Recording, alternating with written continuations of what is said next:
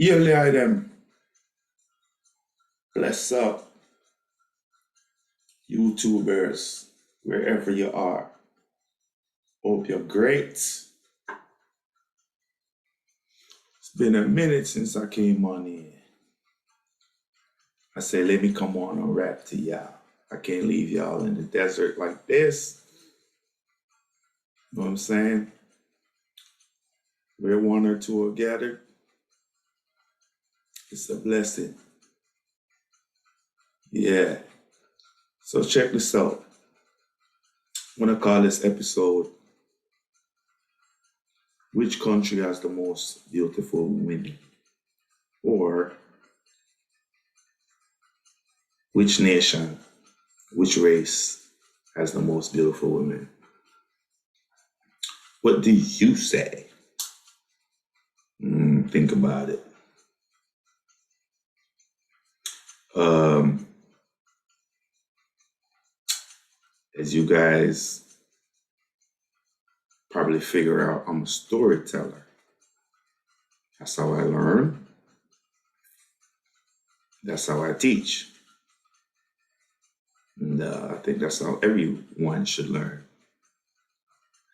It's from observation of life and nature, people, and yourself. So one day I'm talking to a brother, and he's like, man, I'm trying to go to Brazil. They got the most beautiful women in the world. And I'm like, brother, they got some of the most beautiful women in the world right here in the ghettos of America. You know what I mean? But I understand because, like, we live in a world where European standards of beauty is the standards. And even though, and then you look at some of our men, basketball players, rappers, as soon as they get some money, they get with a white woman. You know what I mean? And now, I've dated outside race before.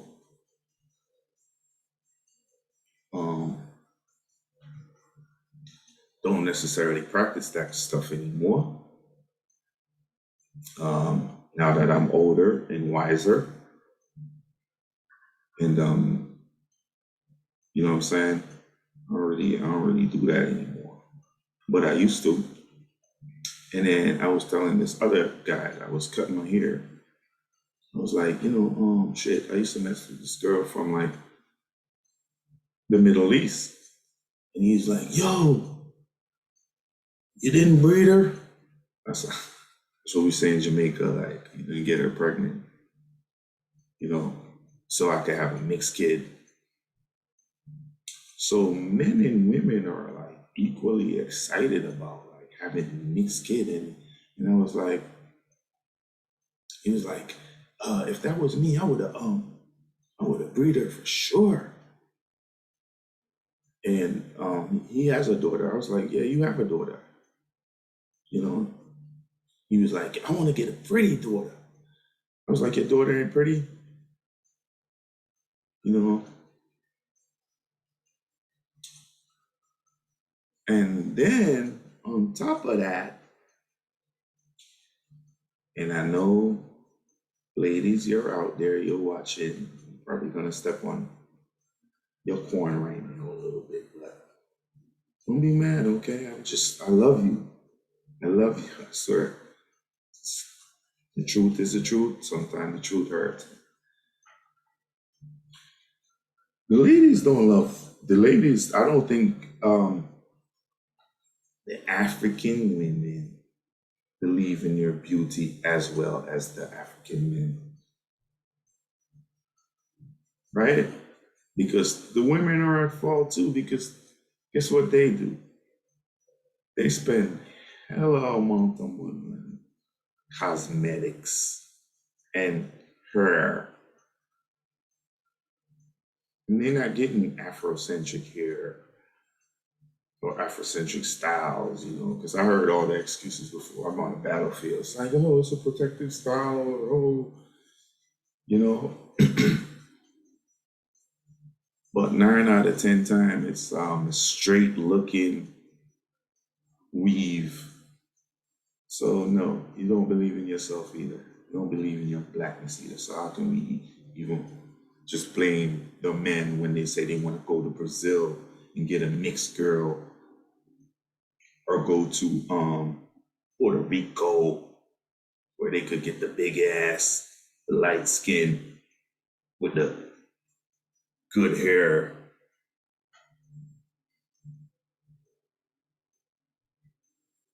Now let's think about this, men and women.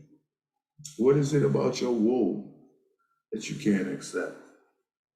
You gotta think about that. Like,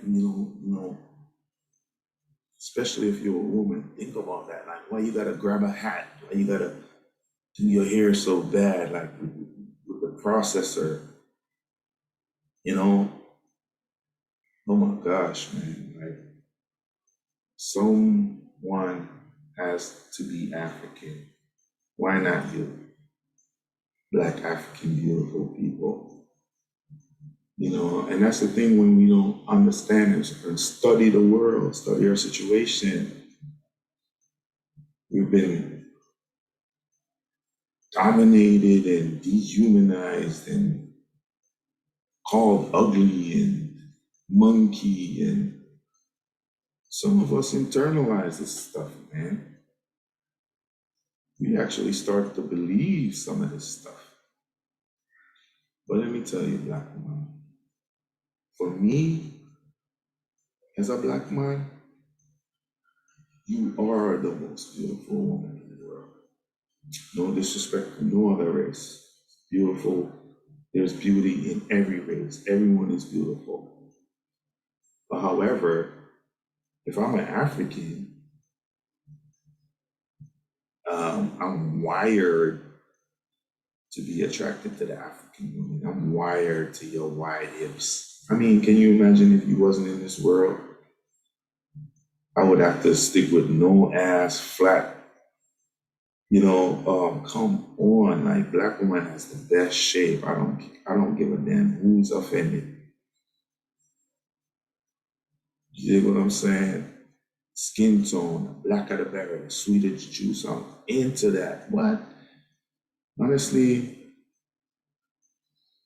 the thing about YouTube is you can't really say how you feel because you actually get in trouble.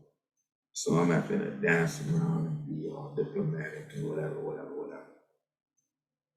But black woman, I love you and I need you. And you guys are the most kindest. You guys are like the backbone. Actually, there's a book, right, that I ran into, and it talks about the mother God, right? And I'm learning about the mother principle, and then I'm learning that everything the white man teach you, you gotta flip. The white man said Father God, maybe we gotta start saying Mother God, because we look at the strength of the woman, man. And I'm telling you, she's holding stuff down and up. So yeah, I think the black woman is the most beautiful. And I love your wool, but you gotta start accepting it. I hate the weave. It's like, let me tell you something. Yeah, I'm the Bushmaster, and yeah, a lot of my views are not mainstream. And I have to make disclaimer because I know people are like so sensitive. But you know what? If you don't have your roots, you're dead. If you don't have no consciousness, you're dead. You know what I'm saying? You live in someone else's ideology, you're dead.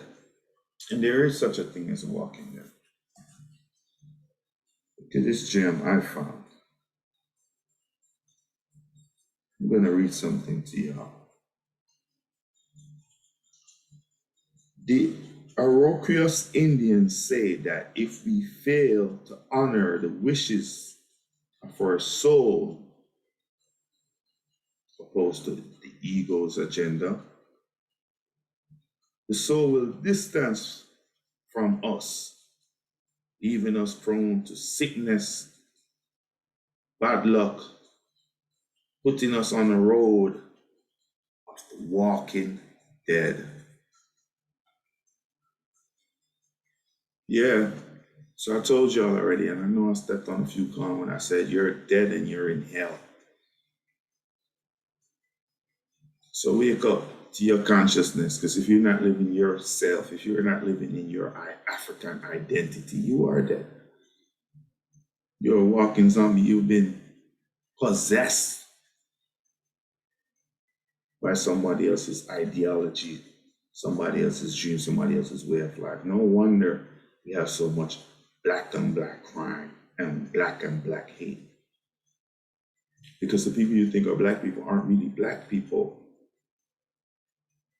right? They got white people here on their head, white people's ideology, and white people's name. Okay? Yeah, I said it. So love your African self, know your African self, and then you'll be truly liberated. Yeah, yeah, man. So not gonna be long, but I figured I'd be strong. You heard? So that's where I'm at with it. I can't do everything. I can't do all the research. You forward and do the research so you could stand in love with yourself. And that's what's missing. The world is waiting for African people to stand up. You think the world ain't waiting? You think white people ain't tired of carrying our burdens, finding job for us, protecting us? Hmm? Nah, man, they want us to carry some of that burden. And actually, when we do, the world will be liberated from all this pollution and all this hate. Because we're going to come and teach the world as the world's oldest nation. I'm going to tell you another little story before I leave about the Dogons. If you don't know about the Dogons, we'll learn. But anyways, the Dogons, they the elders council hall is Yade Hall, which means you have to sit and have discussion. And people tend to, when they lose their temper, they stand up. And if you was ever supposed to do that in the Dogan's temple hall, you would hit your head. That means you have to sit down and have a conversation. So that's just a little bit about who we are and what we could bring to the world if we brought our culture and believe in ourselves. So, blessed love, ladies and gentlemen. Stay strong. Bushmaster. Hats.